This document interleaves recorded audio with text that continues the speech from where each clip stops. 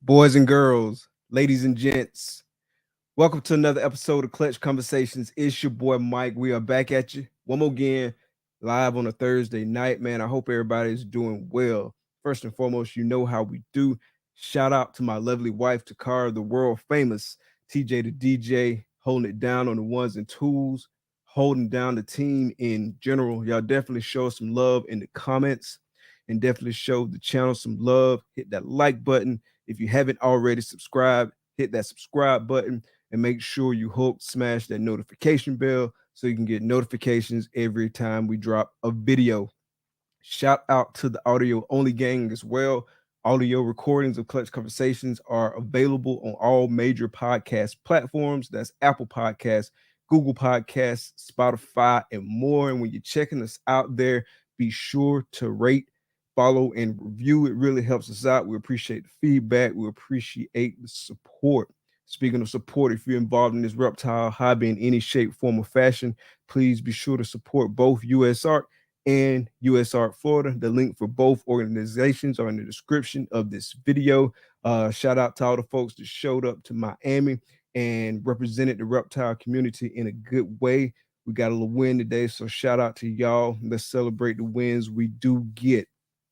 If you're not a member of US Art or US Art Florida, definitely go grab your membership. If you're able to donate, please donate what you can. Spread the word, spread the word, spread the word about both these organizations that help protect our rights as reptile keepers. Tell a friend, tell a friend, tell a friend, tell a friend. Keep it going. Spread the word, spread the word. Speaking of the word, special shout out to the sponsors, man. I really appreciate y'all support. Really appreciate y'all believing in the team.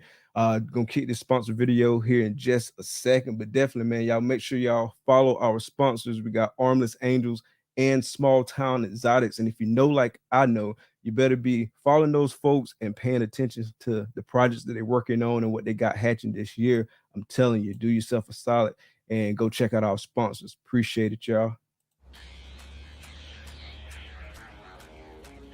Big dreams start in small towns. Small Town Xotics is a family-ran business that specializes in high-quality ball python morphs, western hognoses, and select leopard geckos. They are proud members of US Art Florida, and the Orient Society. Stay connected with Small Town Xotics on YouTube, Instagram, and Facebook. Witness their journey as they grow their business and showcase their animals to the world. Thank you, Small Town Xotics, for sponsoring the show.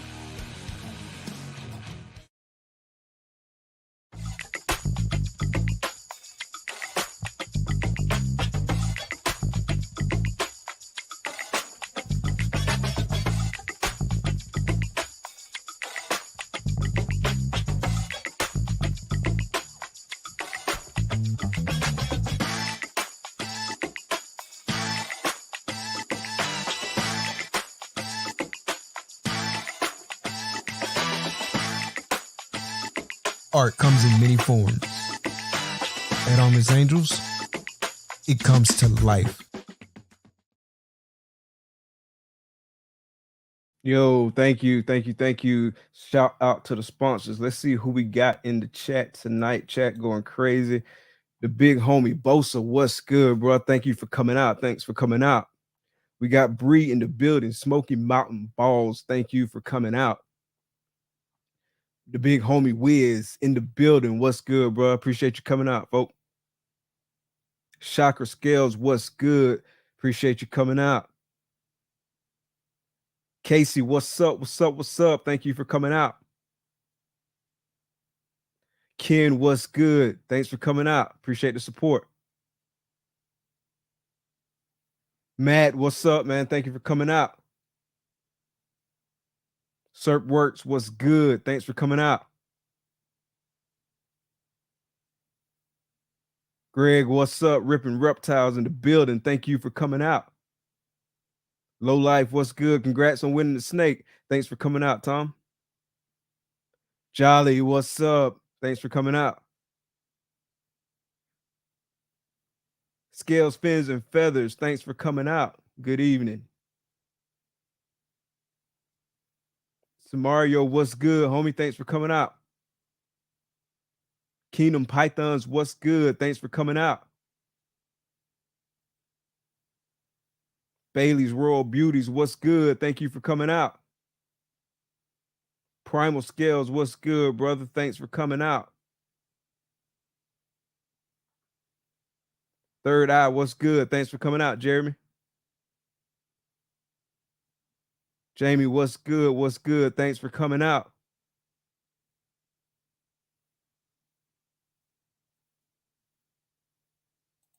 Thank you. Thank you. We're going to stop it right there. See y'all in a second.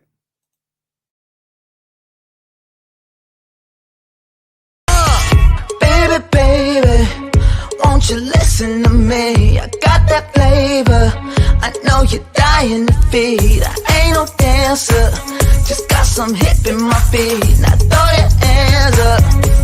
Ooh, you bring the lighter, I got the fuse. You make a fire, I'll add the fuel. Follow my lead, just watch the shoes. Gotta turn the heat up. Is this cool? Who you know who looking like this for real? Who you know who looking like this? Who you know who looking like this for real? Who you know who looking like this? Who you know who looking like this for real? Who you know who looking like this? Who you know who looking like this for real? Who you know who looking like this?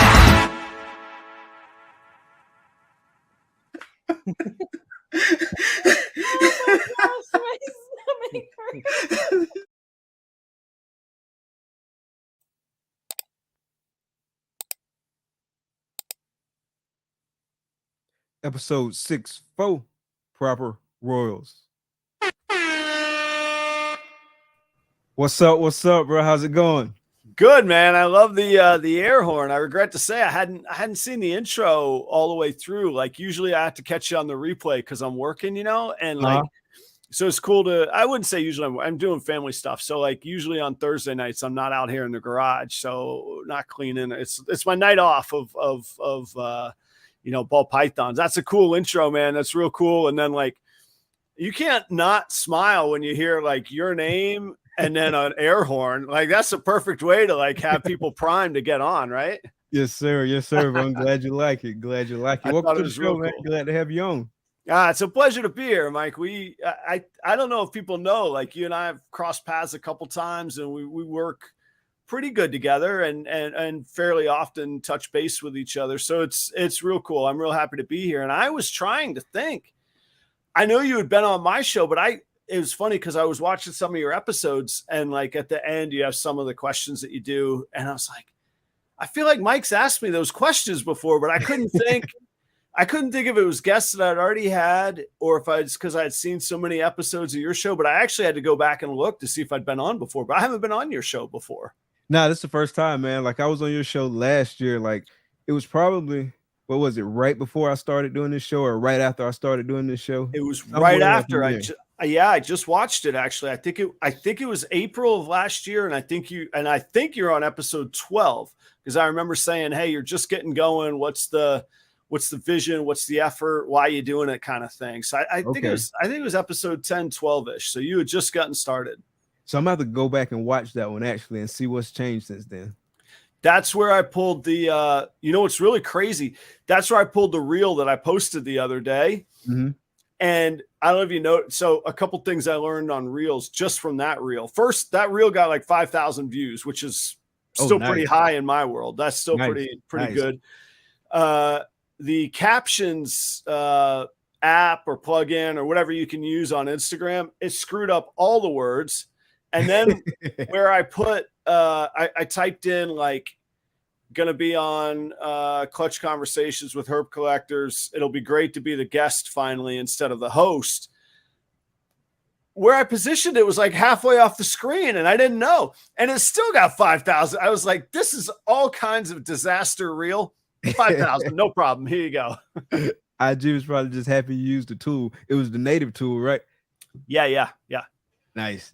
Yeah, I haven't used that yet. Like, I be kind of slacking on my social media game, like on IG and stuff like that. I need to do better, but I haven't used that yet. I tried that CapCut app a couple times. I don't know if you've seen that one. You probably have. I haven't. I've only done all native stuff on Instagram. Okay. Yeah, they got like it's called CapCut, and like you can do like, I think Bosa use it. I know some other people use it too because I've seen the logo like in people's videos. But you can like do like, you can chop it up and do little stuff like that with it. It's called CapCut. It's pretty cool. I haven't got into it too deep, but the times I did work with it, it was pretty cool. Like some things you can do.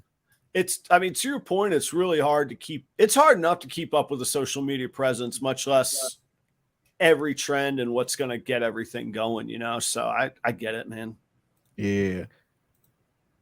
Shout out to the homie Bosa Balls, man. Appreciate the super chat. Salute, brother. Kike is like, I know everybody says it, but Kike is just an excellent dude Man, in our industry. So I think it's mostly dead, but we'll see. Maybe it'll get resurrected. I was working on a real estate deal down in Homestead, Florida, and I was like, who do I know in Homestead? And I was like, I know Kike. I was like, Kike, I need a realtor, man. He's like, okay, I know this cousin of my cousin. Maybe it is my cousin. Maybe it's a cousin. I'm not sure. Anyway, call him. And man, he's been great. He's been fantastic. So nice. So I've been working with Edgar's his name. Last weekend I was in Miami, Sunday and Monday, checking out the house and trying to get this business done. And I called Kike. I'm like, Kike, I'm in your hood, man. I'm right here in Homestead. He's like, yeah, I'm up in Boynton Beach, man. See you next time. It's like, nice. But no, he hooked me up, man. He's always just shouting everybody out, putting out stories for everybody. Just thanks, Kike. I really appreciate it, man. I mean that like wholeheartedly. That's really cool. Yeah, man. He is dope, man. He's done so much for me. I really appreciate all the support. He's just like the model of like being supportive and showing love and kind of like the kind of community and the vibes and that good energy that you want for the hobby, for the industry. Like he's the embodiment of it. So I literally don't know how he has time for it, because like I pack a lot into my day, and like I know it's not just me he does this stuff for. Like at first I was like, man, who's this crazy like super fan? And then but I wasn't on Instagram for a long time, and I got on Instagram, I'm like, well, he's a super fan for everybody. So like a little part of me was like, damn, I thought he was my guy. But then I was like, holy cow, this is crazy how much work he does for everybody. It's awesome, man. It's really cool. Yeah. He does it like he does it well too. He don't just do it. He does it well. Right. Like I had sent him a snake a couple weeks back. I had shipped a snake to him, and like within no time he had like this dope video mixed up. He had like all the props and like the dope song. It was nice. It was real nice. Like one of the best I've seen. And not just saying that because it was like my snake, but it was like legit, like dope work. You could see the passion and the pride and the care. I guess the care that's the word I was looking for. The care for. It's all outward with him. It's not any inward. He's not worried about it coming back. You know, that's really just a great trait in a human. So I just in general, I mean, I don't mean to turn this into the Kike show, but if we do, that's fine. We can, man. He's earned it. That's for sure. Oh yeah, for sure. This is the Bosa appreciation episode. That's right. Had to update the description. Hey, so real quick, bro. So I like to think that 2, 3, 4, 5, 10 years from now, somebody gonna come across this video who doesn't know who you are. So kind of give us your reptile origin story. Talk about like the what's, the wins, the where, the how, the why, like all that. Kind of set the stage for us. Yeah, thank you. I will. And I hope somebody that sees this in 10 years is like, oh, that's where that dude started when he was just getting going. But maybe I'll be irrelevant in 10 years. Who knows? Hopefully not, but we'll see. But no, thank you. I try and do this really quick because the people that don't know, I have my own podcast. It's sometimes like these origin stories take like 40 minutes. And I'm like, dude, this is like an hour show. Like, come on now. So I can empathize. So really quick, I had reptiles in college, and I was always in the woods growing up, but I was never the kid that like, I wasn't the reptile whisperer as a kid like everybody else seems to be. So that's not me. I get to college, and I was never allowed to have pets. We never had pets at home when I was growing up. So I get to college, and I had a job, and I had a full scholarship at UF. Shout out to UF. I know you're in Gainesville, so I'm at UF. Yes, and yeah, baby. And so I'm like, it's like a free for all. I'm like, man, I could buy me a gecko. I could buy me a ball python. I had a big fish tank with an arowana in it. I had corn snakes. And so that was in the late 90s, maybe 2000, maybe early 2000s. So like I just had two normals as far as ball pythons go. And then when I graduated, well, actually, that's a whole different story. When I left college, I did graduate, but when I left college, those were independent occasions. I left college before I graduated. So when I left Gainesville, I just sold everything back to a pet store. I was like, I got to go. I'm out. And then I really didn't have any pets other than dogs or house, just house dogs kind of thing. Then had to be, when was this? Had to be late 2020. I'm living in North Carolina. I've got a son at that point, married, my wife, my son. I'm still married. I still have a son. All's good there.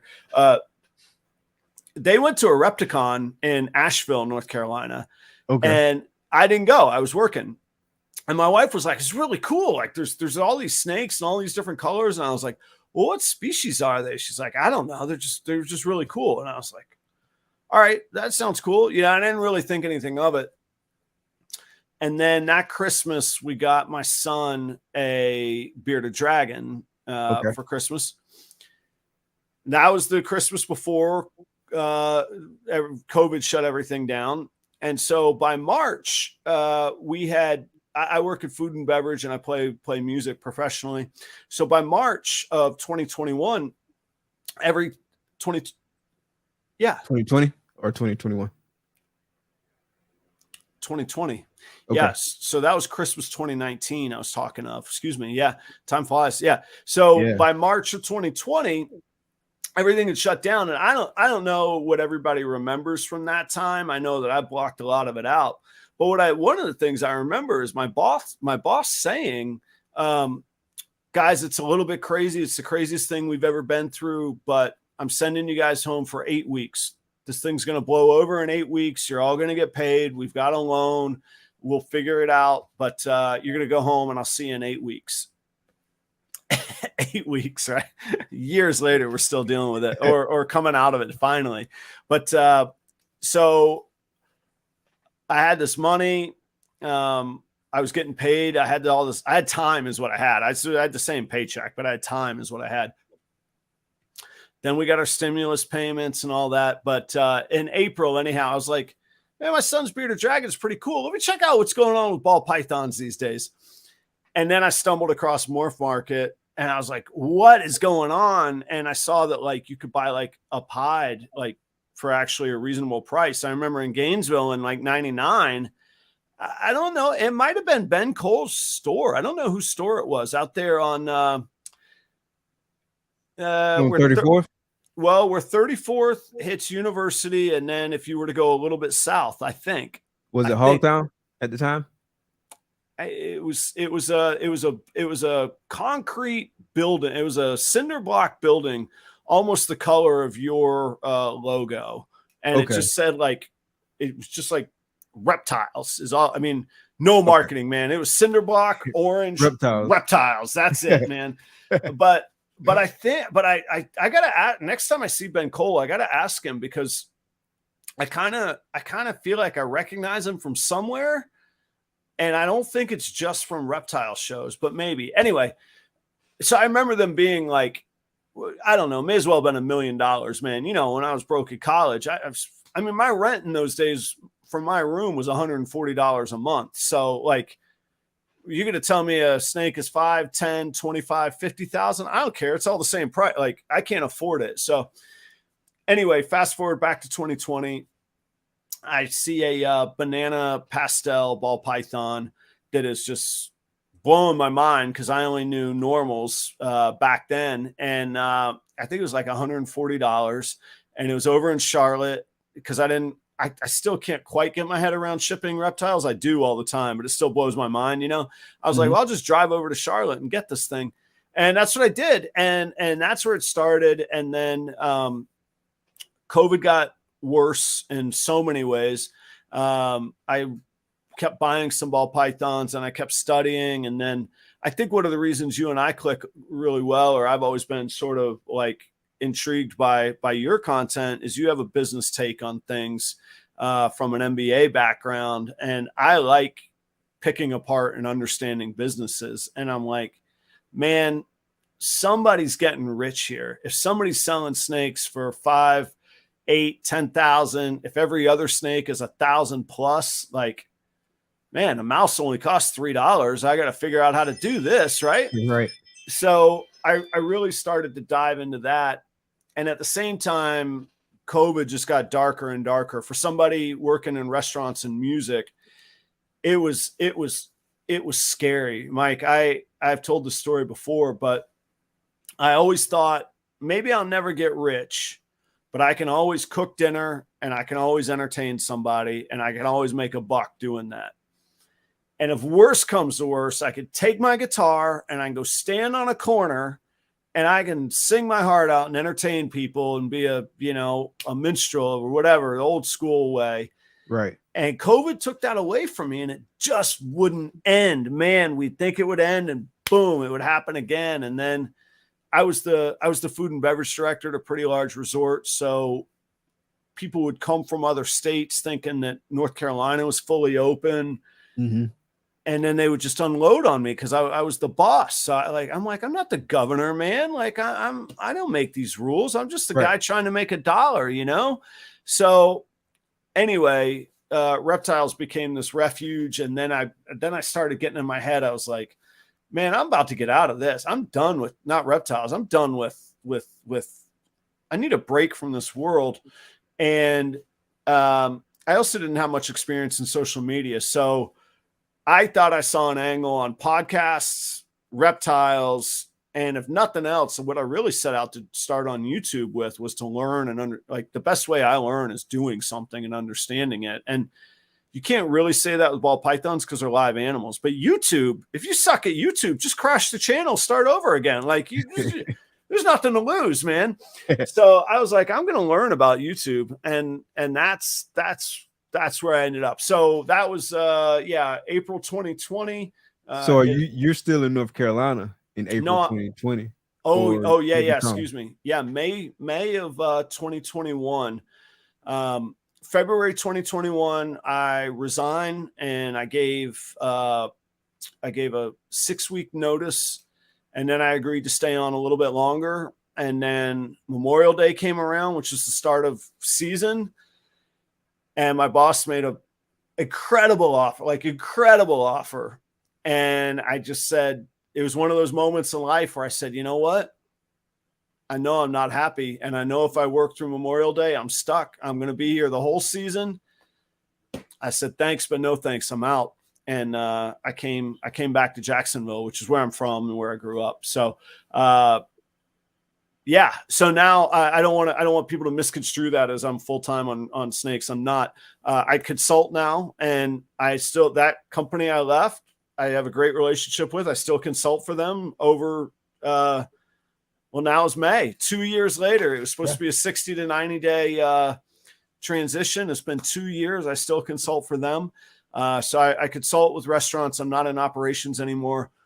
Play music and breed and sell ball pythons, and then have a podcast. So there you go. Sorry, that was like a 20-minute story. That was good. That was perfect, man. It really set the stage, and it's a good launching point for the things that we're going to discuss like throughout the interview. So that was a perfect response. So when you were first picking them up, I imagine like right out the gate, were you thinking you wanted to breed, or were you just kind of like, I'm gonna collect them, kind of see how this is, or did you know for sure that you were going to start heading in that direction?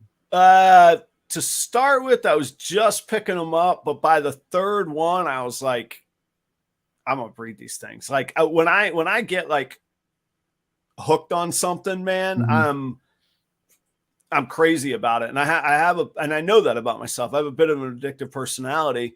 And so I actually really kind of pay attention to my behavior and what I do, because it's one thing to be a single dude in Gainesville doing that. It's a whole different thing. You know, I have a son and a wife and a really wonderful life. And I'm not going to let a challenge or a personality trait that I have affect that. So, but yeah, I was like, I'm gonna start paying attention to some genes, like, cause I'm going to figure this out. I was so intrigued. And I'd been doing a similar thing with guitars, where obviously you can't breed guitars, but I would find expensive guitars that needed repairs that I could do. And I got really, really good at night repairing guitars, because I would come home from work just wired. My wife and son are already asleep because I work through dinner. So they're already asleep. So I can either be going out the bars, getting hammered, making bad decisions, or I got to fill my time with something at home. And like sitting still is not something I'm good at. So I love playing music. And so I would find these expensive guitars that had either cosmetic or superficial repairs that I could repair. And then I would flip them. And so I learned how to cut out a guitar tech is called a luthier, or a guitar crafter is called a luthier. So I figured out how to cut out the luthier on repairs that I knew that I could do. And then I could make money. And then suddenly I could afford these amazing guitars. And I was like, I think I could do something like that with ball pythons. There's got to be like an angle in here, you know, and at a small scale with 15 ball pythons, it's fairly passive. I mean, there's a lot of work that go into them, but from 0 to 15, it's not that bad. Right. The 100 that I have now I'm like, it's Adam, a different ball game. Yeah, something's got to give. Intended. Right. But at the time I was like, I would make a DIY rack. I knew how to solder, so I could do the heat strip myself. I did a little bit of electrical work on my day. So, you know, thermostats were good. I was watching Kai's videos, man. He's building racks and giving really detailed. I was like, I could do this. I got a Home Depot. I got a few bucks in my pocket. All right, I'm going to make a rack. And then what do you do when you get a rack? You got to fill it. You ain't making a rack. Yeah. You ain't making a rack for 4 snakes. Yeah. So, yeah, I mean, I knew, but I didn't know how I was going to get there, but I knew. Yeah. Gotcha. So when did you start thinking in terms of projects? To be honest, I'm still not great at it. I still don't. I don't just buy like the shiniest, neatest thing. It's got to fit into something. But like, I didn't make this list for tonight. I was beat up, but like, I made this list because on my show, people would be like, "What recessives are you in?" Expecting me to give like a 2-word answer, and I'm like, "Well, I think I have 10." And they're like, "Well, you can't work 10 projects." I'm like, "Watch me. I'm about to. Like, why can't I? You know?" So, but I say that tongue in cheek. I will learn as I go. I'm a believer. As long as the animals are safe, I can learn as I go. And I have found, as tough as the market is, you can almost always sell a snake, and you can almost always buy a snake. Right? Like, so, okay, if I made a mistake, I might lose some money on it. Don't get me wrong. But I can save the time. I can make up what I lose in money. Like when you buy a snake, you're essentially buying time, right? So like I just bought an Axanthic het pied male. Well, for 1.5 years, I've been raising up a double het Axanthic pied male to breed to an Axanthic pied female. Double het. I was going to breed double het to double het. And I was like, for I got a good price. I won't say what it is, but for a very reasonable price, let's say $500, I could double my odds. I can eliminate any no het normals. And I'm going to fast forward the time that it would have taken, because I'm going to get, statistically, I should get double the holdbacks, right? If I'm doubling my odds, I should statistically get double the holdbacks or double the revenue, whatever I choose to sell. So, right. Yeah, I could say I messed up buying that double het male when I bought it. Okay, I live and I learn. I bought it and I caught back up. And I don't take for granted $500. I've worked my butt off in my life for $500. But I'm saying keep that double het male. No, I'm not. He's going to be for sale. I'm selling him. And matter of fact, well, I take it back. He's actually a triple het male. So yes, I'm keeping him. But I also have ultra male clown holdbacks. So I have 3 double het ultra male clown females, and I actually held back 2 double het males, and I picked up another Enchi double het ultra clown male. So those are going to be for sale. I'm going to keep that triple het as like safe backup. But yeah, Kai was in the audience earlier. That Axanthic hep hide I bought from Kai. Oh, nice. Yeah, nice. So what projects? I know you say you've got several that you're working with, and you can kind of figure it out as you go. But if you had to choose, like right this second, what are some of your primary projects that motivate you the most, that you're most excited about? Yeah. Well, I'll answer that, and then I'll give another little quantifier. My pides are going great. I still, at the end of the day, I love pides. They excite me. They sell. Pides are kind of that mindset. I might not get rich on pides, but I'm probably never going to go broke on pides either, you know? So I really like pides. And I remember seeing pides 24, 25 years ago, and they're still exciting to me. I'm like, man, I can make these, and that's cool. So pides are cool. I like pides. I got and I don't really even have that much exciting coming this year, but some of the holdbacks, Mario Freeney was in the audience earlier. I hope he's still around. I picked up a mahogany pied from him. Like, I want that to be my stud. Like, I want that to go through tons of pieds. So I like my pied project, but pied Axanthic is something I'm working on. Okay. So I like the double recessive, and that's where my argument is like, well, you can't work all these projects. Yeah, but what if they're all actually the same project? What if 10 recessives is actually just 4 super long-term projects, right? So I've got double recessives that I'm working on this year. I'll hatch. I hope. I got 2 clutches that could give me dreamsicles this year, so I'm very happy about that.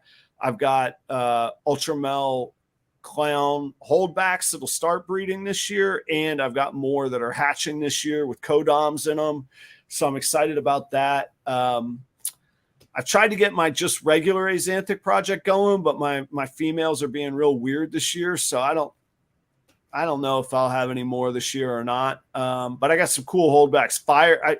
I lucked into fire in my Axanthic project. It wasn't by design. It was, I just picked up a het male that happened to be fire, but fire and Axanthic. Oh, they're just, they're so, like, sometimes you're good and sometimes you're lucky. Right. So it was nice that way. I know I'm rambling. I'm working on clown. I'm working on pied. I've got dreamsicles this year. What else I got going? Pied hypo. Nice. My lavender is my dreamsicle. My ultramel, I'm really just working the double recessive projects with my ultramel female. So for 2-3 seasons now, it's been ultramel clowns. Nice. Double het. So like, they're coming, man. It ain't right now, and it's a long time, but this fall, this coming breeding season, I'll start being able to produce double visuals. And so nice. To the same point I was just saying, I actually bought, and those that have watched my show know that I have a reputation for being a little stingy on spending. So it's kind of a big thing when I spend. I bought a clown het ultramel male. Okay. Again, Nice. double the Nice. odds. Visual clown ultramels right now are through the roof. Who knows if they'll stay there or not? But again, for that 500-ish, I truly don't remember what I paid, but 500-ish to get that clown het ultramel and double my odds of getting a double visual. If I hit one and let one go, I mean, it's a slam dunk, right? I love that project. Like next year, I actually got some good odds, and I should have some good odds, assuming everything goes right. Like I should have shots at double visuals. I should have shots at clown het ultramel with some codoms mixed in, and I should have a shot at ultramel combos this het clown. Yeah, and nice. And you said I think we were talking in the green room, and it was a different topic, but it's just about constant improvement. So I look back and I'm like, man, I wish I'd started with some codoms in there as well. So like all those little things each year, you try and do a little bit better. So like one of the double het ultra clown males that I picked up is this beautiful Enchi double het ultra clown. And like, so we talk about getting codoms in there, but then you also want to try and get the best example of that codom. That's something Ozzy talks a lot about, right?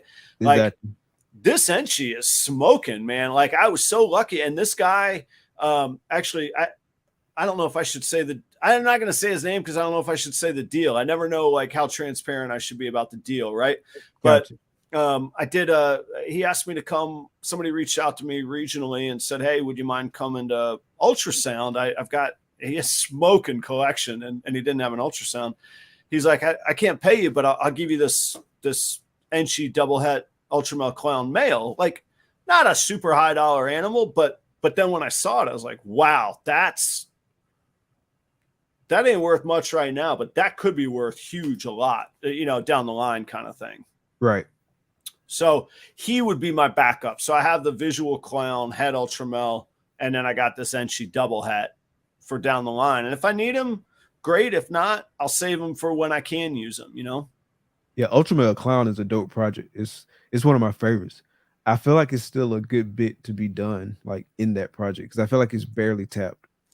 I think so too. And I think you asked me what I'm really excited about. I just picked up, it's kind of crazy. I bought a whole clutch, man. I was like, what if I give you this for the whole thing? And they're like right now? I'm like, right here, right now. So I bought, six. I bought 6 super gravels with pastel, with Enchi, and with pinstripe in all of them. No, just regular super gravels. They were all super and all had codom. What was the sex ratio?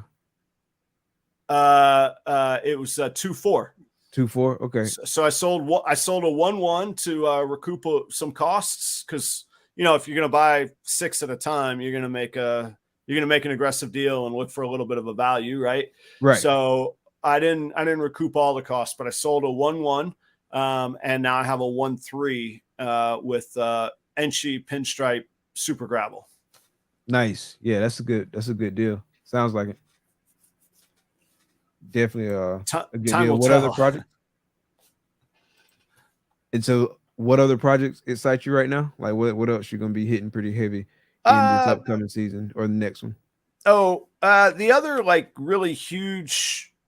So what I was saying earlier about maybe there'd be another quantifier, like I think life, but I think ball pythons also is about maximizing the resources you have at any given time. Like, I think one thing I didn't realize at first is on any given year, a third to maybe a half of your females aren't going to go. Either they need a break or they're just being ball pythons and they don't go. It's my first year I've worked with an ultrasound, so I'm still learning and growing as well. So at the beginning of the season, I was super excited about like candy pied double hets or visual pied het candies. I don't think that girl's going to go. Like, I even worked out a breeding project or partnership with somebody. Like, I've got a stud on loan from a buddy, and I don't think anything's going to happen there. So I'm not as excited about that. But one that I'm really, really excited, and I've been holding on to for a long time. We'll see how it goes. I've got a blackhead het genetic stripe to a blackhead het genetic stripe. And as far as I know, there's never been a super blackhead genetic stripe.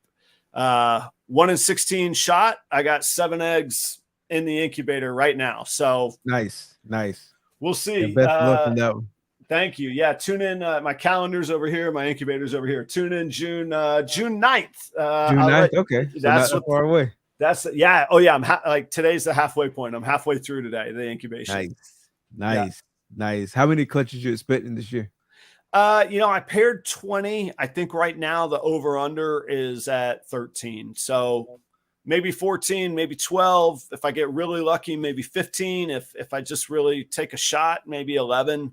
But 13. Where's that at in terms of like clutches, like career to date? Like, is that high for you? Is that right about where you were before? Oh, it's more than double. Yeah. More than double. Okay. Yeah. So my first year was 2. My second year is either 6 or 7 last year, and then I paired 20 females this year, but a lot of them were first year breeders. Sometimes that could be a whole show in and of itself. Do you try them on the right when they're on the cusp, or when you're pushing them? Because even if they go and you only get 3 eggs, is that really worth it? But if you hit what you were after, yeah, it's worth it. So anyway, some of those females didn't go. So I'm going to pair. I'll pair 30 next year. So that's kind of the trajectory that I'm on right now. Gotcha. So infrastructure wise, what since you're doing like basically double the amount of clutches, or you plan on hitting double the amount of clutches, like how has your infrastructure changed? Like, are you getting new hatchling racks, or were you kind of already set up and ready to go for that kind of production? I'm where I need to be right now. But that's a huge question, and it's a great question because it's again something we could do a whole show on. I think infrastructure or capital improvements, if we're talking in tax terms or whatever it might be, is vitally important, because you're going to outgrow yourself, and you can outgrow yourself real fast. For what I just said of half to a third of your females not going, maybe 100% of them do go just as crazy. And then what are you going to do? Right. Like, right. And so, I feel like, now ask me in a year and we'll see, but I feel like I'm set up to handle 55 breeding females with about 35 to 40 of them going. I lucked into this massive wine fridge that I converted into an incubator. I can hold 40 clutches in there at one time. So, they're not all going to be on the same 55-day hatch cycle. So exactly, I really could probably, I don't know the stats, I could probably swing 60 clutches in a year if they're spread out, in that thing. So I've got that. I got these vision racks that they're not my favorite. Like I'm not dumping on vision. They're good enough, but they really, for me, I only feel comfortable with them having back heat. So once I get up to, like, they're not going to handle my breeder females. So they're fantastic grow out racks. The other thing I like about them is I can interchange the tubs that are in them. So like that's not a vision rack, but that vision rack can hold this hatchling rack or hatchling tub. It can hold a little bit of a bigger hatchling grow out. Okay. And then it can hold these, which really will hold. I don't advise this, but some people actually could hold, 1 to 2 year old, maybe up to 3 year old males in it before you go up to an ARS 55 or 50-40. I move mine, and if they're breeding, they're in my breeder room, which is all ARSs, 50-40s or 55-40s. But okay. But as far as your infrastructure question, yeah, I thought a lot about it. I bought a lot of backup tubs, and I like the modular. I like the modular plan, and I feel bad. Serp Works, I think, is helping us out. So help me out. I think this. I get the numbers confused, man. I think this is a V18, and I think this is a 35, which Vision should just put what they are on the bottom of them, but they don't. Make it easy for them. If I were a consultant, that's what I would be. That's what I would do. And then these are actually from a company called Iris. They call them sweater boxes, and then you drill them out, kind of deal, or melt them out. V15, V18, and V35. There we go. Yeah, so these V35s are really, from a square footage of the tub, they're not much smaller than a 50-40, to be real honest with you. The footprint. Now, they're not as deep and that kind of thing. But anyway, so I like Vision racks for those situations. Like I say, I like them better for back heat, though, than belly heat. Gotcha. So obviously, like with getting more ball pythons and kind of building your collection and your collection growing, there's more volume of like the type of things that you do, and then you're kind of having to spread yourself over more animals, like in total, right? So speak to some of the challenges that you face kind of along that path of growth. I claim to be, I work at being a real efficiency guy. So my background is food and beverage, and it's restaurants and kitchens. If you think about a shift waiting tables, a server going from a kitchen all the way, usually a patio is the farthest from the kitchen. If you think about how typically most restaurants are laid out, just happenstance, that server might walk 15 miles or something on a double or on a 10-hour shift. We can either get a big ego and go, well, the tough guys, if you want to make the money, that's what you do. But if you're, in my opinion, this is my opinion, if you're a good operator, you go, every person has a finite amount of calories and energy they can burn in a day. And I'd rather them burn that energy taking care of a customer than running 100 yards every time they need 2 ounces of ranch, which is going to be about 100 times a night. Okay. So in that mindset, you start saying, maybe I should give that server an iPad so they could take orders at the table. Maybe there should be a refrigeration unit of condiments out on that patio. Maybe, that sort of thing. And I apply that to ball pythons a lot. So one thing I really believe in from a production standpoint is every time you change what you're doing, your mind has to recalibrate. And again, we tell ourselves we're really good at that. We're multitasking, right? Well, the fact is, the more things you could do over and over, to a point, you don't want carpal tunnel and you don't want to become, a mindless, robot.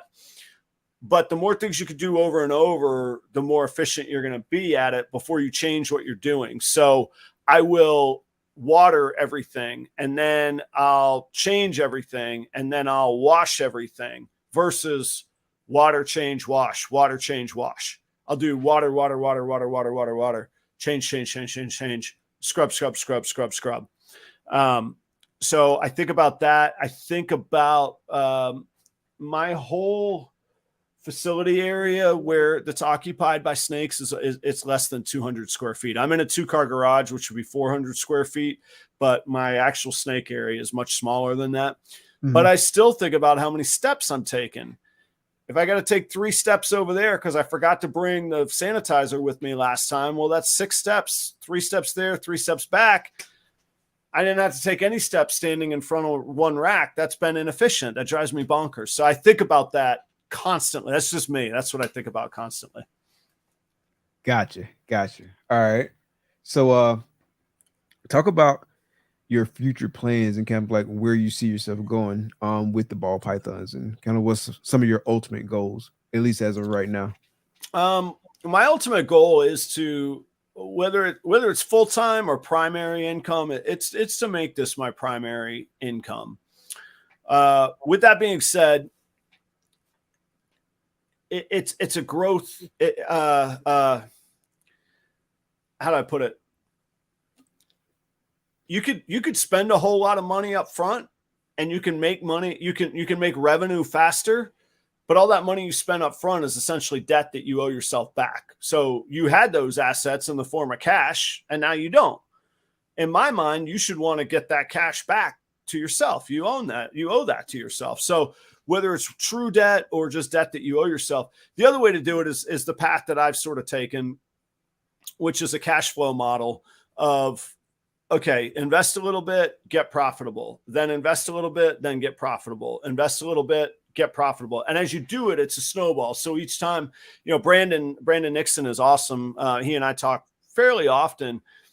He was giving me a little bit of a hard time, but actually really kind of a pat on the back saying, man, you're buying some really nice stuff these days. That's not like you. And I said, well, I'm making money that's not been like me either. So that's my style. So when you say, where do I see myself or what am I going on? I want to continue that trajectory, but I also think I'm not going to drop. I'm not the guy, and I'm not saying it's wrong to. I have really good friends that have done this. I'm not the guy that's ever going to drop, I don't think, 20, 40, 50 grand on snake investments. It's weird to me. And I have other investment endeavors. So like I like real estate and rental properties. 50 grand, that's a down payment on a house that I know what I'm doing. Ball pythons, I kind of know what I'm doing. I know how to rent a house, right? So I look at it that way. But to get to where you're talking about your question, YouTube and social media is a big part of that. I think most people coming up should supplement their ball python income with some other way. I'm not good at merch, so I don't do merch. Everybody's like, where's your shirts? I'm like, man, where's my chef coat, bro? Hey, you could have a chef coat, but I'll tell you, anything that I buy and resell, I want to have to start the conversation at 300%. So if I spend $10, I'm going to sell it for 30. That's where I want to start it. Maybe I land at 27. These chef coats with the embroidery, I did get the embroidery on the back. Not slacking on the back.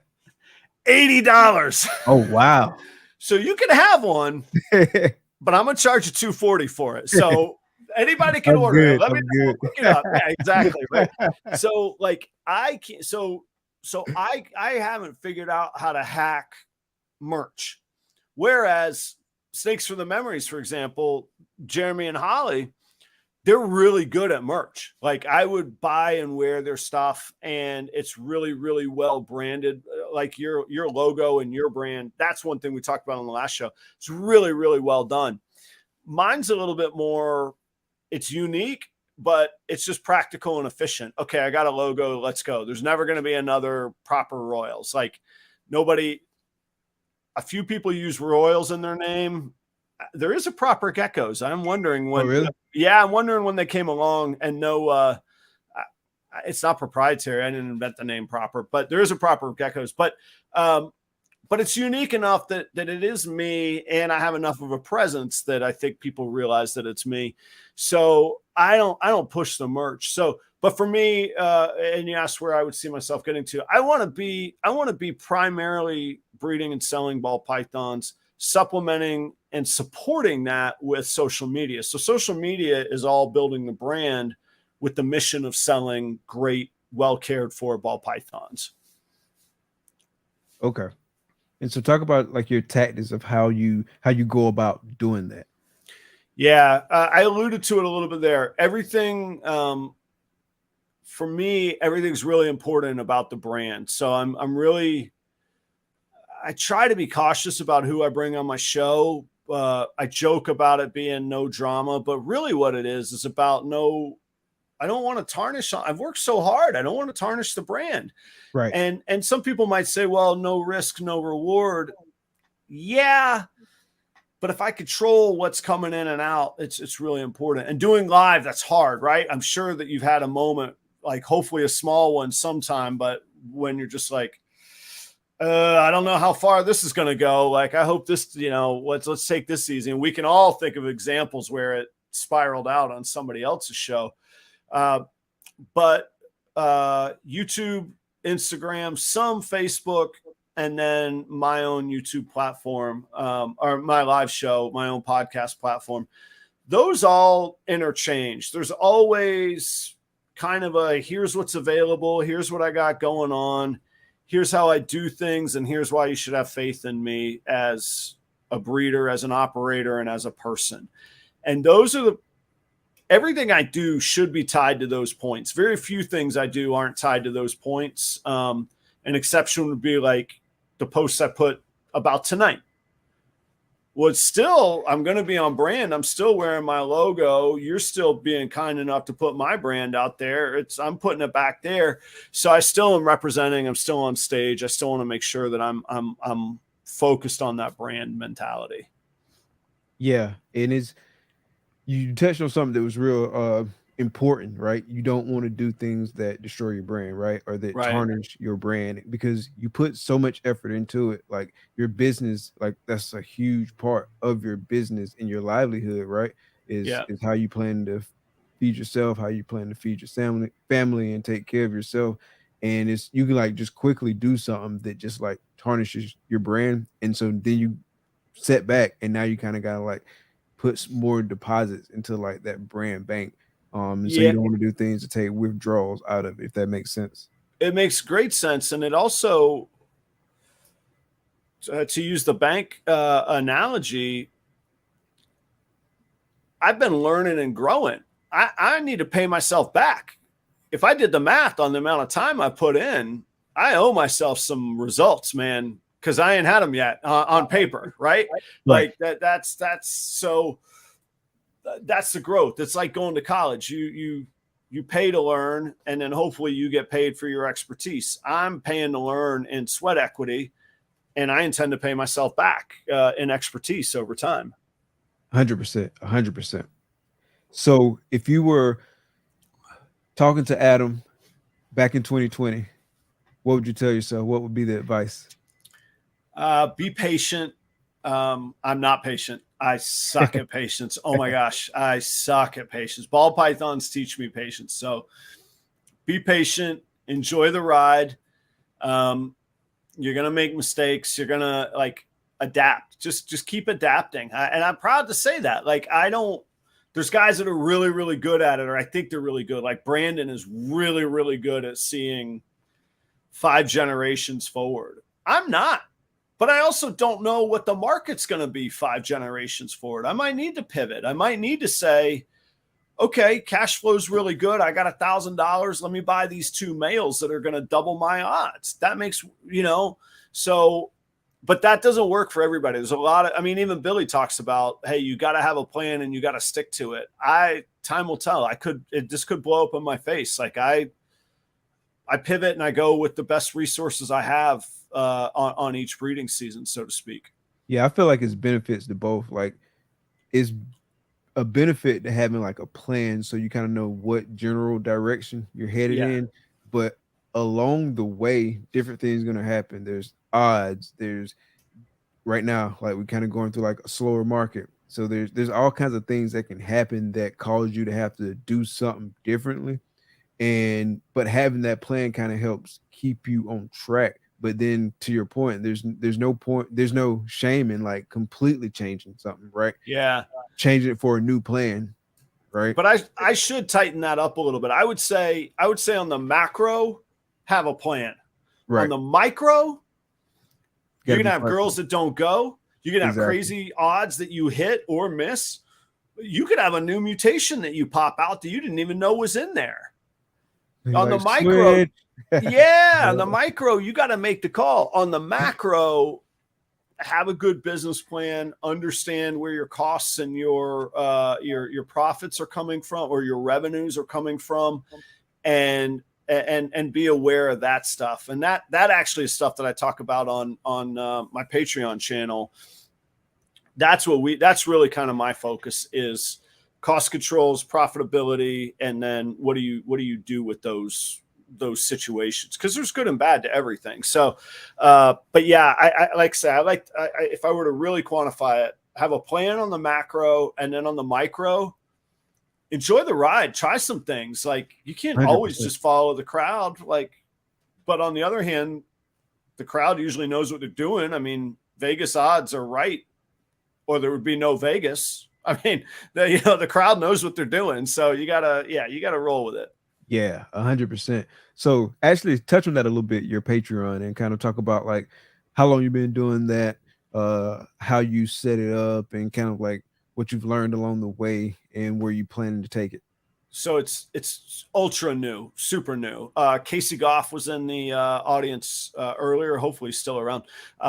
He's one of the Patreon members. But anyway, there's 3 tiers. And I talk openly about it because you could go look at it. It's right there. So sometimes people's eyes really pop. There's a $7 tier, which is kind of just if you want to support me and say thanks in a way that is it's essentially like a tip. Okay, cool. I ain't too proud. I play for tips on most weekends, so that's cool. At $35, I have a $35 tier, which basically what it does, the driving force of that is that you're building credit. All that $35 translates to store credit, even Patreon's cut. I just eat that. That's the cost of doing business. But all the Patreon subscribers get very first access to the animals, and then it goes from the highest tier to the lowest tier. So the very highest tier gets first crack at everything. Second tier, the $35, you're getting second crack at it, but the first tier is capped at 5, because I'll talk about that, but I can only handle 5 members in there right now. The second tier, you're building store credit, $35 a month. And so if you were like, man, I really want whatever he makes available of those super blackhead genetic stripes for $35 a month, A, you're going to get your money back, and B, you're going to get first crack at a project that you might really want in on. So there's that. And I love trying and tinkering with things. So I actually have 3 cameras set up around my facility that live stream on another YouTube channel. It's Proper Royals Live beta test. I think it's called 24/7 beta test. Okay. But yeah, so you could watch it right now, and that camera's up there, and there's no sound. I have the spa music that plays on a loop on it. But once I get the kinks of that worked out, which I need to work on, I've had that up and running for about 2 months. That'll go to Patreon only. So I'll do like cuttings on there, or pairings, or like I got a little Bluetooth camera that I could put in the egg box when it's close to pip day. Cause I could have 4 different, I can have as many panes as I want, but I can have 4 different panes running of cameras at any time. Mm-hmm. So that comes with the Patreon. But the top tier is really the one, and that's $100 a month. And people are like, whoa, you think you're pretty special, huh? And I'm like, well, here's the thing. For $100 a month, it's a consultant, coaching, mentorship kind of tier. And I don't think I'm the best ball python breeder, and I don't think I'm the best ball python mentor, but I'm really, really, really good at cost controls. And I know that because I survived in restaurants for 27 years. A great restaurant makes about a 7% margin a year, 7%. So the opportunity for greater margins in ball pythons is huge compared to 7%. So definitely. That's really what I work with the Patreons on. And we talk about breeding plans, but then we also talk about, like you talked about, infrastructure, capital investments, what to do with money coming in, what to do with money coming out, what's working at shows. And then I'm ultra transparent with them. So like there's Casey, Goff's Reptiles. Me and Casey's. Oh, and I meet with every one of those members one-on-one twice a month. So okay. The next meeting with Casey is actually, we're going to go look at my P&L, my profit and loss report for this year. Every expense is on there. Every sale is on there to the penny. He'll see what I'm profitable to this day or loss. I happen to be profitable right now. Hopefully I won't fall into the loss, but I might make an investment that would put me in a loss, but I'd be preparing for the future. So we go through that with absolute transparency. And that's why I say there can only be 5 of those. So 100 is a lot, but we meet twice a month and I prep all of that. And you get first dibs, and that 100 turns into store credit as well. So you get all that 100 back, so time will tell. Does it work? Does it not? It's starting. It's not great yet, but it's not bad either. And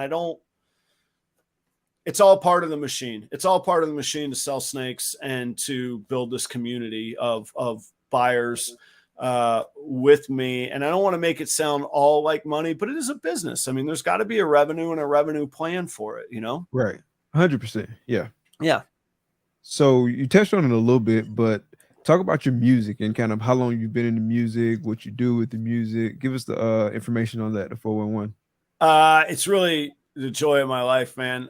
Or it has been the longest joy of my life. So my dad plays music. I could do a whole show on my father playing. He's a really great guitarist, and he bought me a guitar when I was 3 for Christmas. I didn't play it till I was 14. And then I kind of took it pretty seriously. And because weird things happen with boys' bodies at 14, and seems like girls like guitars. So let's get that guitar. Let's figure this out. Right. But I started playing,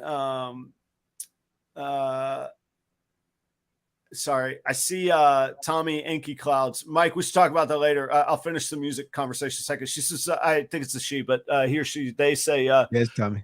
Yeah, what would you like your percent profit to look like? So we'll come back around on that. So at 14, I started playing music. By 16, I was playing in the school jazz band, and I didn't realize it, but that was a really formative time because except for the guitar, every person in jazz band had to audition to be in jazz band. Guitar, they would take anybody because nobody wanted to play in all the guitarists thought they were too cool to play in jazz band. But what it led to was me playing with the best musicians in school. And in life, one of the best opportunities is to be able to work with people that are better than you. 100%. Right? I mean, so that became good. It gave me stage experience. It was really cool. It was good. It was a big band, and I'm not even really into jazz, but I mean, it just clicked. It was really good. I went to college, started playing music as a solo acoustic guitarist. I actually tried to make it like as a job, and I really hated it. I was in Gainesville, man. What'd you hate about it? Well, because it was, first I hadn't gotten that good at it. So it's painful to not be good and be on stage. The second thing, you got to do your, like in anything, you got to do your time. So like my first paying gig was on the patio at the Gainesville Ale House in February from 11 p.m. till 2 a.m. Man, you know how cold it is in February on the patio of the Gainesville Ale House? And they paid me right out there on Archer? Yes, sir. They paid me in alehouse bucks. So what I was doing was using my alehouse bucks to buy pitchers of beer to people to pay them to come see me so that I could try and get another gig that they would pay me an alehouse buck. Like it was horrible, man. And but you do that enough, and you start to figure out what the audience likes, and you start to figure out what you are good at and what you aren't good at. I tell people, like, one of my favorite bands is, or maybe the favorite band is the Rolling Stones. Mick Jagger is an amazing frontman.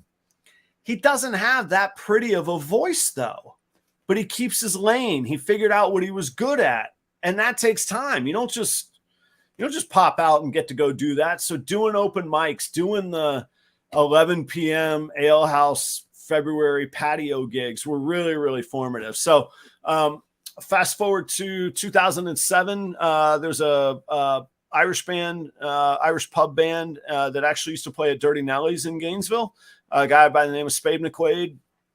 And he was playing this music that was, I don't know what everybody's into, but it was this, there was this genre, and there still is, that's like this Irish rock punk scene. So like bands like Flogging Molly's, Dropkick Murphys. And then I found out there was this band from like the 80s called the Pogues that were doing it. And I started getting really into that, where it was like rock, but it was really unique of what we were doing. And there were 6 or 7 of us in the band. So 2007, I joined Spade McQuaid's band, and we got to open for a lot of those guys. We got to tour with Flogging Molly. We got to open for these festival gigs for like some of our heroes kind of thing. Nice. Yeah, it was really amazing. And then, when I moved to North Carolina 12 years ago, I was without a band. I left would have to try. To this day, I still play with Spade. So it's been 16 years I'm playing with Spade, but I knew I wanted to play, and I was like, all right, you're in a new place. Nobody knows you. Get out there. And if you suck, come up with a new stage name and try another little town in the area. And I had never been like a frontman singer. And I used to love like ripping solos and being this amazing guitarist. Well, the new challenge was to be a good singer. And man, when it worked, it was super cool. It just brings a joy to my face. So to this day, so I breed ball pythons. I'm a restaurant consultant. This year I'll play 60 to 70 gigs. So 1 to 2 a week. It's nice. pretty good income. It's a pretty good part of my income. It's the lowest gross revenue and the highest profitability. So I'll make this year I'll make what I make in music will ball pythons will be neck and neck with what I profit in music. Next year, hopefully I leave music in the dust as far as what I make. I'll still do it, but it won't be as relative importance to income. It won't be as big of a deal. Gotcha. Did you say you write some of your own songs, or? I do. I'm not that good at it. I wrestle with the philosophy of music. It's funny. I really don't consider myself that much of an artist. I have a couple songs that I perform that are my own, but otherwise it's all cover music. So like, gotcha. I like entertaining and bringing joy any way I know how. And honestly, the best way I know how is playing songs that people know and already bring them joy rather than trying to. The other thing is most gigs I play are either 3 or 4 hours, man. At some point you're going to play something that somebody knows. You got to, you can't just do 4 hours of original music, or very few people can, so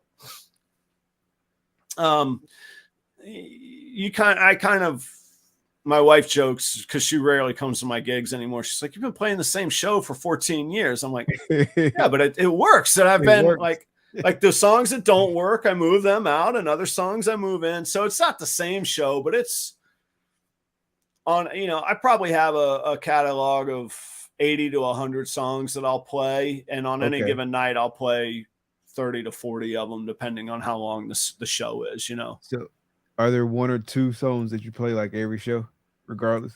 Oh yeah. There's probably 10 or 12. Yeah. Okay. Like what's your favorite, like couple? Okay. So there's two worlds in my music. There's the Irish pub world, which is really my sweet spot. And then there's everywhere else. So everywhere else, I have to be a little bit more pop rock oriented.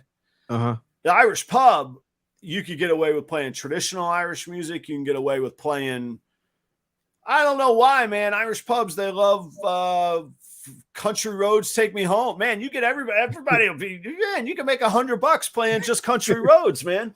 So like, and it's all fun to me. So the Irish show, and I do really love, there's a songwriter I really love. He's called Steve Earle. He wrote songs like Copperhead Road. He's played with the Pogues. He did just all kind. I mean, he was one of the original early Texas songwriter, acoustic guitar songwriter. So I always play a lot of Steve Earle songs. I always play some Pogues songs. There's a band out of Canada that's a punk Irish band called the Peelers that have been kind enough to take me on tour as their opener several times. I'm touring with them in September again. So I always play, I always play some Peeler songs with my own arrangement. Like can't pull off a 6-piece Irish punk band. Jamie, thank you for asking. It's different worlds colliding. I can't control the sound in the show here. If you guys go to Adam Shira Music, on Facebook, you can see and hear me there. Adam Shira Music is the music link. But no, I mean, it's here. It's legit. Nice. Yeah. I mean, I always have one within arm's reach, but, so when you go on tour, how long are you going? And my sweet spot is only like 7 to 10 or 12 days. Okay. I like to get back home, but I do, when I go, like I go, if I go for 10 days, I'll play 10 days in a row, no days off. So while you're gone, who's taking care of the snakes? Well, that's the thing. I got to get back. So Kelly, my wife, and Charlie, my son, they help out, but that's part of why I like to get back. The other thing, man, as much as I like, I'm passionate about all these different things. My family and my home is what I love so much. I grew up in my parents were divorced. So I lived in 2 basically single parent homes, and I bounced back and forth. So I never really felt like I had a home. And I went to college, which I moved every semester. And then I got a job, and I moved wherever the people wanted to pay me to go. So the idea of a home that is a home is, it's just the best. It's like I might be successful in a million other things, but I'll never be successful like I am and like I feel like I am just having a home. And I know that's really cheesy, but it's the truth. That's not cheesy at all, bro. That's I mean, it's real. It is real, man. And like I could cry thinking about it. So like, I love getting out and playing. So I'll play myself to exhaustion, and then I want to get home. That's it. But the finances work that way too. So if you're out traveling, you probably got to have a hotel. You got to eat on the road. That's not that healthy, and it's not that cheap. Let's call it what it is. I'm having more drinks out on the road, not driving, but like when I'm playing than I am if I'm sitting at home. So, and remember earlier, I said I got kind of an addictive personality. So like getting home is my safe, healthy place too. Like, and you see me when I'm vending, like I'll travel to vend. We vended together in Lakeland. I mean, that was a 3.5 hour drive back home. That's it, so I don't mind traveling, but I get back home. But yeah, I'll do 10 to 14 days will be a typical, but not even typical. That'll be the longest tour, and I'll get back home. Gotcha. So would your family be pulling the clutches while you go? Yeah. There was a show last year. I forget where I was gigging over in, I was in Destin, about a 5.5 hour drive away. And I just said, "Hey, Kelly, could you keep an eye on?" She's like, she got the eggs. And I was like, "All right, you're up. You got to get in there." And she did. She didn't bathe the mama afterward, but she got mama off the eggs, put the eggs away, the egg box. So like day-to-day operations are all me, but Kelly's up on what we're doing. And she's up on the finance. She's like, "What number you think are going? What are these millimeters at? Which ones are going? Which aren't?" And I'm like, "You're not just asking because you're excited. You're asking because you want to know, am I going to put a return on everything that I put into this?" Nice. Yeah, man. Yeah, it's dope to have that support at the house. Like it is. It's awesome, man. Like, it's priceless. I don't think I've ever said this on the show, and I don't tell many people this, but here's for the whole world now. There was so long in my life I didn't know if I knew how to do that. I'd never experienced it. So how did I know what a good home was, kind of thing? You know what I mean? So I take so much joy, so much pride, and I'm so protective of what we have. And that means making smart decisions. Don't be dumb when you're out drinking. Don't be dumb with who you meet. It's professional. It's go play, go have a good time, get back to the hotel, and then get back home. That's it. That's all there is to it. That's what's up, man. 100%. 100%. So, what are some common themes that you see like in your ball python kind of life and your music life? Are there any like kind of common themes? I don't know. I never really thought about it. I don't. Yeah. There are vending shows is a lot like that. I mean, a weekend vending out on the road is a lot like being out on the road playing music. Except there's more to do when you're vending. Music is tough because, like I say, most of my gigs are 3-4 hours, which is a long gig. But you got 24 hours in a day. So if I'm playing like I'll play Punta Gorda and then the next day I'll play Tampa. Well, that's only an 1.5 hour, 2 hour drive. I got to sit around for 8-9 hours till I go on stage, or I got to sit around for 8-9 hours at the front end of it. Shows are not, vending shows are not like that. Vending shows, you're working. I really believe you got to be present. You can't make the sale if you're not there. If you're not physically and mentally present, you can't make the sale. And if you're not there to make the sale, what are you doing? I mean, yeah, you can network and all that, but networking's good, but $1,000 of revenue is that's a lot. I can do a lot of networking with $1,000 in my pocket. You know what I'm saying? So speaking of, I want to go back to Tommy's question from earlier. Yeah. Okay. So what would I like my percentage profit to look like? Really, really great question. Really, really complicated question. Let's take taxes and the benefits of expenses out of it. Let's take raw profitability versus expenses. This year, I want my profitability to look like 25%. I'm still making investments. I'm still buying racks. I'm still getting equipment. And I still don't breed my own rats, and I'm probably never going to breed my own rats. So to go from breaking even to making 25% is a really nice trajectory. On the other hand, if I do 40 grand in revenue, which I'm hoping to do this year, and I'm pretty transparent with this stuff, so it's not awkward for me to talk about. I'm projecting I'm going to do 40 grand in revenue. That means I'll only profit $10,000 this year. $10,000 is nice. And actually, to get really, really into it, I want to do 45,000 and I want to profit 13,000 is what I want to do. And why I want to do 13,000 is that's what my mortgage payment is for a year. And if I can pay my mortgage with snakes, that's mentally good. I'm not going to literally do that because I'm going to end up reinvesting most of that money, to be honest with you. Now, Tommy, the benefit of and Mike, you can help me with this because I think that this is your professional world that you live in. I think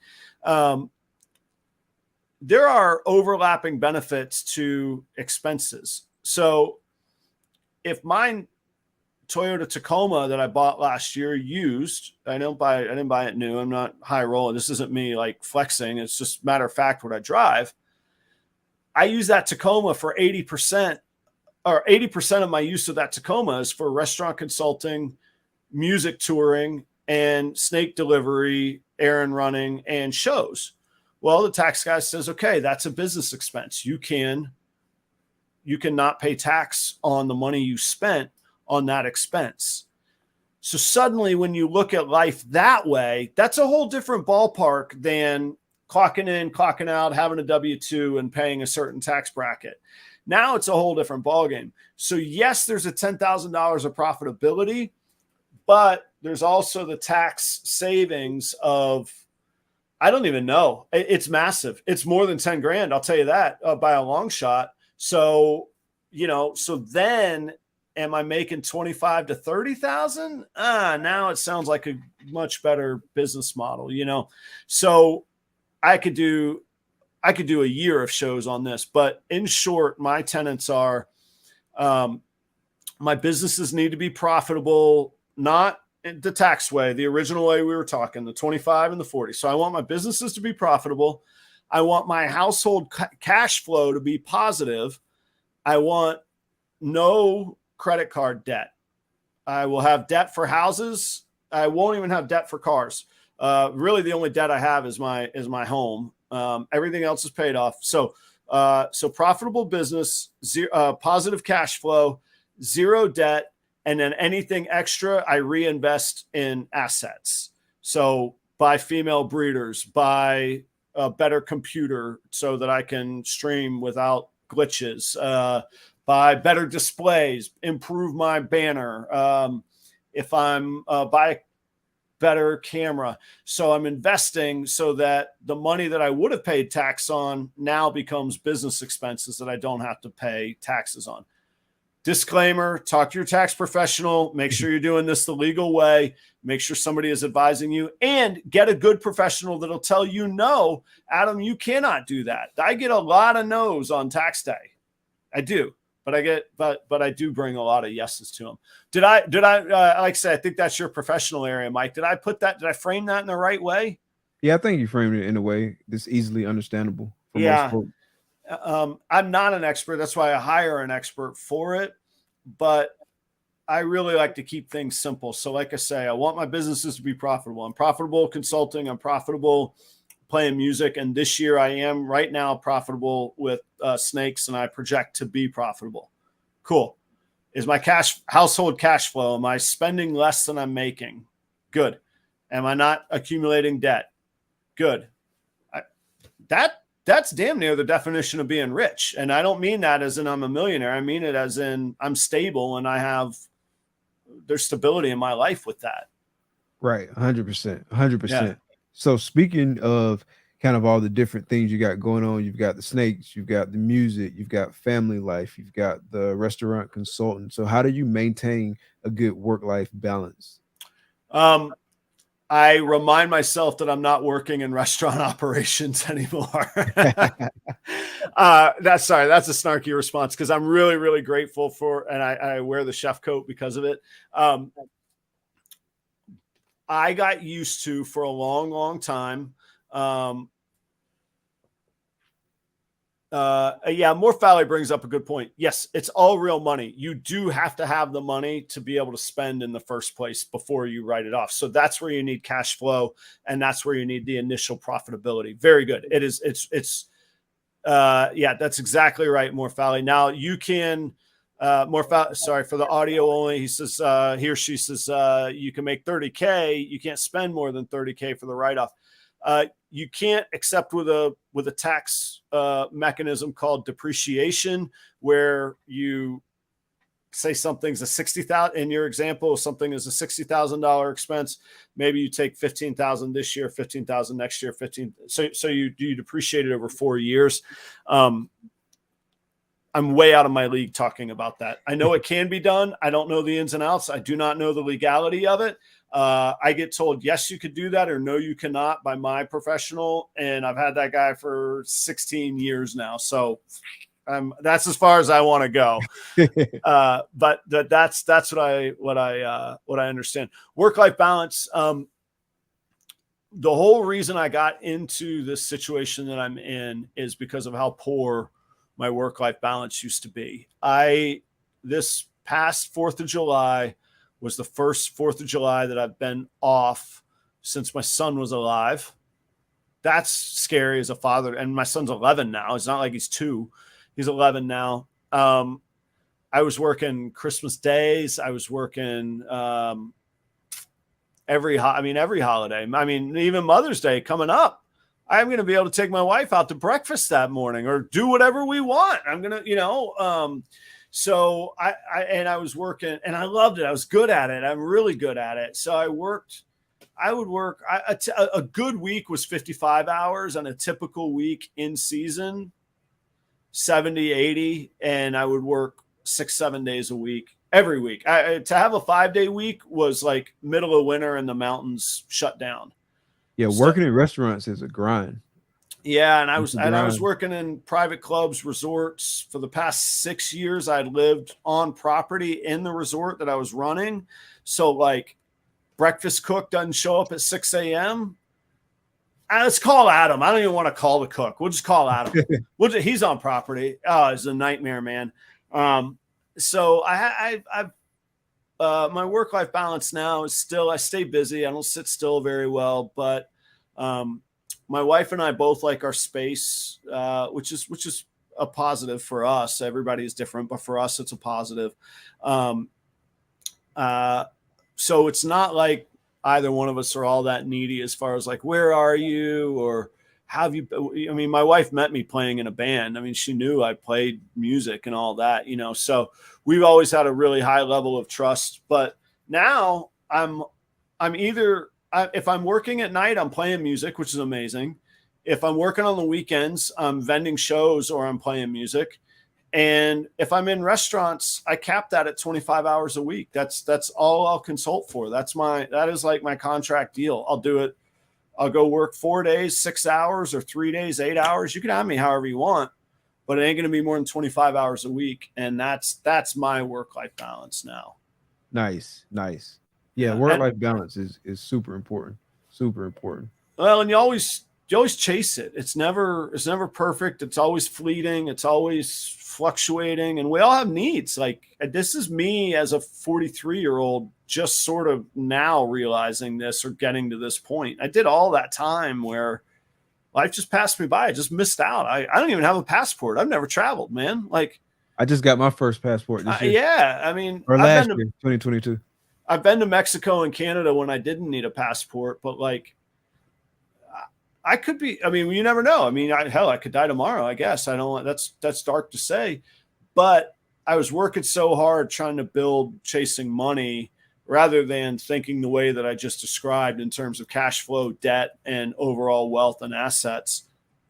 And, it's been amazing. I'm just truly grateful. I don't say it as I hope I'm humble in everything that I do, because I work hard and I think I've earned it, and I stay humble. And you have been at a show where you've seen me make 0 pennies, not $0, 0 pennies in a 2-day stretch, working my butt off. So, I mean, I put in the work, but overall good things happen, you know? Yeah, that's what's up. That's what matters. That's what matters. So I got some wrap-up questions for you. You mentioned earlier that you had listened to them. So yeah, you kind of know them. I might throw you a curveball. No, I'm not. Perfect. Like that. Do it. All right. So first one, obviously, if you could live anywhere in the world, where would it be and why? This is one I've heard of before. I don't know. I guess my answer is I don't know. I've all my life I've been kind of moving around and just kind of rolling with the punches. So I don't necessarily, Jacksonville and North Florida is where I have my best network. And not to start a whole other conversation, but honestly, Florida's kind of crazy these days. I wouldn't mind, in my heart of hearts, I wouldn't mind packing up and moving out of Florida, but the network's good. The business is good. The schools are good. We're making money. I'm living my life. Okay, I'll stay here. I don't know. I'll tell you what I do know. I would love to have like a loft or an apartment in a city, like a big city, like a massive city. And I would love to have a ranch in the middle of nowhere. I don't care where, long, far away from anybody. If I had both of those and I had the means to travel between the two of them, then I'd be happy. I could, so the ranch could be in Colorado, could be in Stark, Florida, could be in the mountains in North Carolina, and the loft could be in Chicago, New York, Montreal. I don't like Miami. That doesn't have much soul, I don't think. But anyway, I like a good urban, ups and downs of a city. Like I like dive bars just as much as I love fancy restaurants, man. So I want it all. Gotcha. Actually, we'll throw you a curveball. All right. A different question than sort of the regular ones. So lots of changes going on with Morph Market right now, right? Oh, yeah. You were in charge. What's one thing you would change about Morph Market, and what's one thing you would keep? What's your favorite thing, I should say? So I see Morph Market in two different worlds. As just a user, both as a seller and a buyer, but just as a user on the site, I think it's great. God forbid you get into the Facebook or the Morph Market member community. Oh my God, it's a train wreck. And I really watch what I say, because I have sponsors. Like those of y'all that don't know me, I have sponsors. I have the show. I gotta be careful sometimes.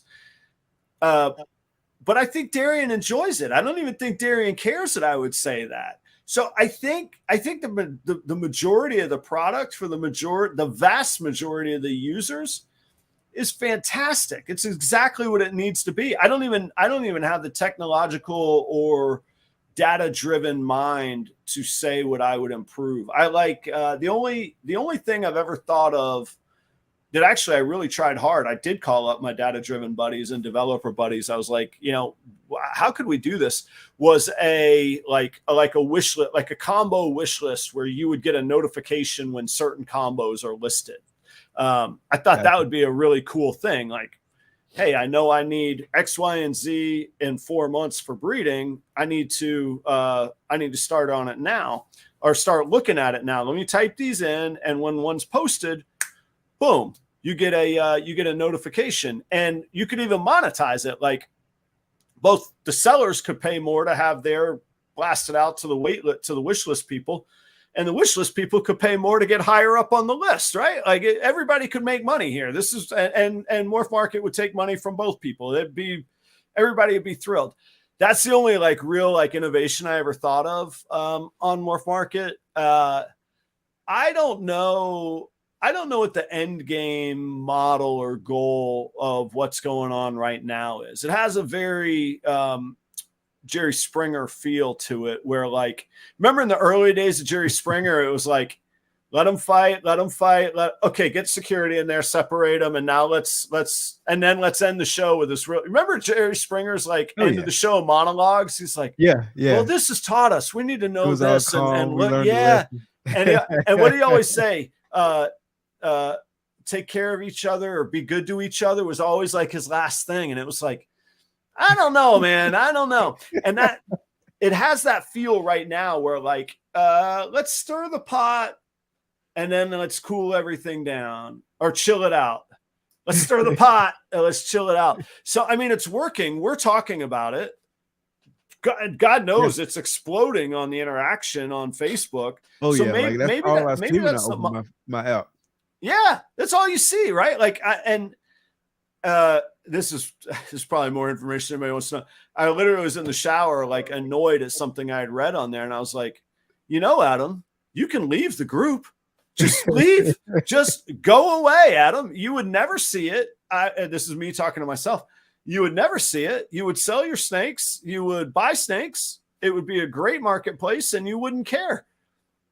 And I think that's what I'm going to do. I think that's truly my answer. I'm wasting too much time on the shenanigans. And I really do think from a business standpoint, not Morph Market, just people in general, we spend too much time on nonsense versus getting down to the business of doing the business. And this is now taking away time from my business of doing the business. So that's what I think about what's going on right now in Morph Market. I think it'll be fine. There's not an alternative really right now.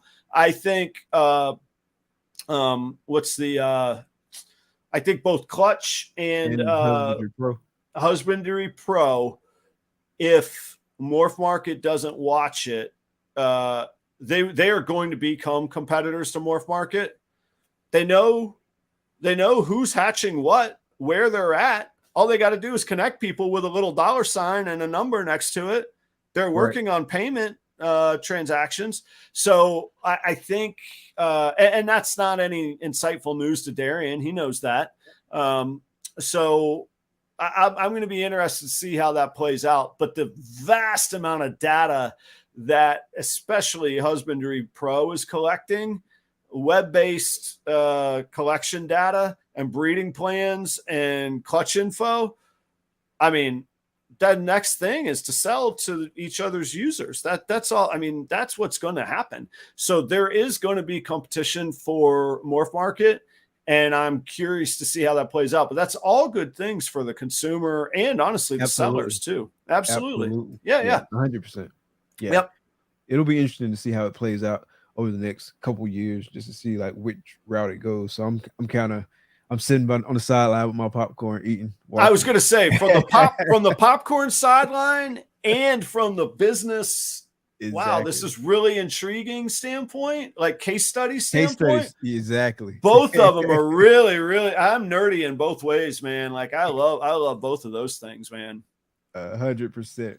Oh, right, Tommy says Husbandry Pro has storefronts now. Yeah. So there's so. I mean, remember the early days of Google, where Google was just gathering so much. I mean, what Husbandry Pro is accumulating is a massive, I would say, weapon. That sounds violent. Massive resource, a massive tool that they're going to be able to use, man.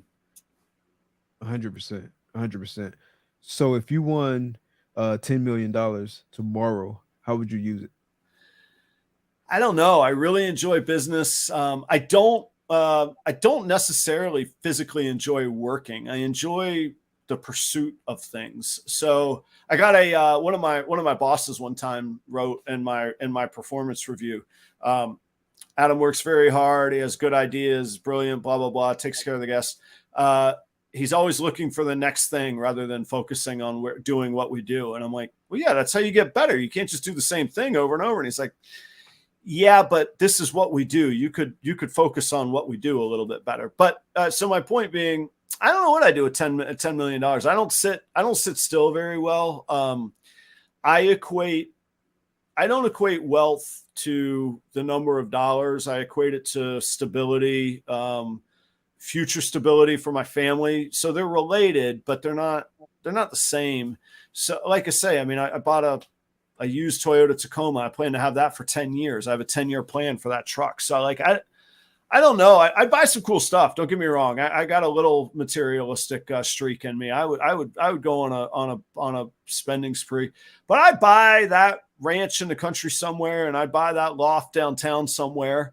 And I like people, man. I like culture. I like one of the reasons I love Montreal is that I could go see cathedrals from the 1600s in Montreal in the daytime, and I can go to a punk rock show in the red light district 5 hours later that night. So like I want all of it, man. So I would just go experience culture. And that's another reason I love food. Like you get to know people. I would have a full dinner table every night. I don't even know. I would just you let's go have some dinner, right? It's on me. Let's go. Nice. So that's the perfect segue into the next question. If you could have dinner with any three people, dead or alive, who would it be and why? The first one is easy. It would be my mother. I lost my mother to ovarian cancer in 2010. And I miss her dearly. I really do. It was too soon. And she was even though my parents were divorced and I largely lived with my father growing up, my mother is a incredibly formative force in my life then and to this day. So I would, other than my family, I would give everything for just a moment with my mom. I truly would. And people can think whatever they want of that, but that's the absolute truth. So I would have dinner with my mom. That's the easy answer. And that's not that exciting for everybody else. It's wonderful for me to dream of, but it's not that exciting for everybody else. So I would have dinner with Mark Twain. I love, he's my favorite author. Now more than ever, I'd love to have dinner with Mark Twain. I'd love to talk about, I think, appreciating culture and variety. And when I say culture, I mean a variety of cultures. Mark Twain spent his life traveling as well as writing. He's famous or infamous, depending on how you see it, for the work that's Huck Finn. And Huck Finn is one of the highest regarded novels in American history. Hemingway said, every American novel since Huck Finn has been a retelling of something from Huckleberry Finn. So, but it's full of, let's just say what it is, words that we can't use these days and we shouldn't use these days. It's full of depictions that are, they're racist, but they're also classist and gender exclusionary. And I'd want to know, I don't think that was his purpose, but it could be taken that way. I want to hear what the man himself has to say. And I think, and maybe this is just me glorifying my image of Mark Twain, I think he would go, it made sense and it was good at the time, but this is who I would have to be now. And I would love to hear his wit and his intellect about what's going on now, because I do think that, I think that Jim and Huckleberry Finn is presented as the redemption. At that, he's the redemption to almost every character in the book. He's the sort of savior of all these other bumbling idiots. But I don't know that to be his point. That's how I read it, and maybe that's just how I want to read it as a white guy that's never had those struggles. So anyhow, I like Mark Twain. I probably rambled on more than I should, but that is Mark. I would have dinner with Mark Twain. And then what? I get one more. You got one more. Gosh, I think it would have to be, it'd have to be one of my music heroes. But I do have to, that are alive or maybe dead, maybe alive. I will say I've met a few celebrities, like working in the golf world and private clubs. I've met a lot of celebrities, and there's kind of a truth to, like, what do they say? Don't meet your heroes or don't meet celebrities. Like, Yeah. It's not that great, but I would geek out to have dinner with Keith Richards from the Rolling Stones, or there's a I band. figured it was gonna be somebody from the Rolling Stones. Yeah, but there's another band. There's a moment in my life that changed, and we don't have to dive into that because I know we're running along, and it's not about reptiles at all. But I saw this band called Social Distortion, and there's a guy, their frontman is Mike Ness, and to this day, Mike Ness is I think one of my personal heroes, but certainly a music hero. I've never had a chance to meet him. I've met all the other guys in the band on several occasions, and their lineup changes, but I've never gotten to meet Mike Ness. And I'd love to have dinner with Mike Ness, even if I walked away not thinking he was as personally cool. It would just pull the curtain back. It'd be cool to see. So I don't know. Give me a coin flip. I'll take either one. You know. We're dreaming and imagining anyhow. Hell, we'll change the rules. I'm doing both. I don't care. Gotcha. Dope answer, man. Dope answer. So is there anything that you want to tell the listeners before we wrap it up tonight? Thank you. I guess I should say, I have a live podcast every Tuesday nights at 8 p.m. That's really my primary YouTube content right now. I'm wrapping up a consulting project, and by July, I'll be getting back to producing regular content on a regular basis. But I hope you come check it out. I hope I met some new people. I'm really grateful for any support, anybody that comes along. I'm coming up on 2 years of every Tuesday night. So, I mean, it's a pretty cool thing to say I've stuck with it and had that accomplishment. And Mike, guys like you have been really supportive to me. I remember seeing your logo and being like, this guy's got it together just from the effort put into the logo. Like that was really the catalyst for me seeking you out to be on the show when you came on the show. So I hope to come check it out. I'm on Instagram and YouTube are my primary platforms, but anywhere you find Proper Royals, that's me. There's no other name that's close. It's Proper Royals. Don't forget to plug the Patreon. Yeah, I'm not great at it yet. I want to do it, but I'd rather you, to be honest, I'd rather you buy a snake from me, but no, come join the Patreon. I want to get better at it. And I shouldn't say that. I'm ultra thankful for the Patreon members for the faith that they put in me, because it's not cheap. And I do, it's a lot of money. I don't take for granted. I remember I remember slicing onions for $5.25 an hour as my primary job duty on the weekends in high school. So I don't take for granted that money. But again, it's store credit. It comes back to you. And if I can help you in your own business, I'm happy to do that as well. So yeah, thanks. Yeah. Come check out the Patreon. And I'll be vending in Jacksonville, May 20th, Repticon, 20th, 21st. I'll be in Tampa June 10th and 11th at the Tampa Repticon. And in July, I'll be at the Orlando Repticon vending. And for my Mid-Atlantic friends, I will be at Jeremy Warfel's barbecue cookout. And I think I'm playing. I think I'm the entertainment. I think I'm I think the deal is that I got to play if I'm going. So that's up in Pennsylvania. If any of y'all are up there, so we could catch up there too. But anytime anybody wants to get a hold of me, I respond to all emails, messages, comments. Unless you're being a jerk, then I'm not going to give you any time of day. then I ignore it. Nice, man. Adam, man, it's been great, man. I appreciate you coming on the show. Likewise. To it. It's always great connecting, linking up, man. It's always a great conversation. Always learn a lot. So definitely appreciate you taking the time to stop by the show. Bless the guests with your stories and your insights and all that good stuff, brother. It's been a pleasure. It's the fastest 2 hours I've been on a podcast, man. Like you know the work that goes into prepping and carrying the show. It's so nice just to just chill. Yeah, you whatever you want, Mike. We'll talk about it. I don't care. You call the shot, man. I'm doing nothing tonight, man, and it's been great. It was really nice, man. I don't know. I feel like we just scratched the surface. So anytime, it's a pleasure, man. I'll come back anytime. Yeah, we'll definitely have to get you on for round 2, round 3. You know what I mean? Yeah. It's a lot. There's Likewise, a you lot got to get on. dive into. You got to come back, man. It's been over a year on mine, so we got to do a home and away kind of thing. Yeah.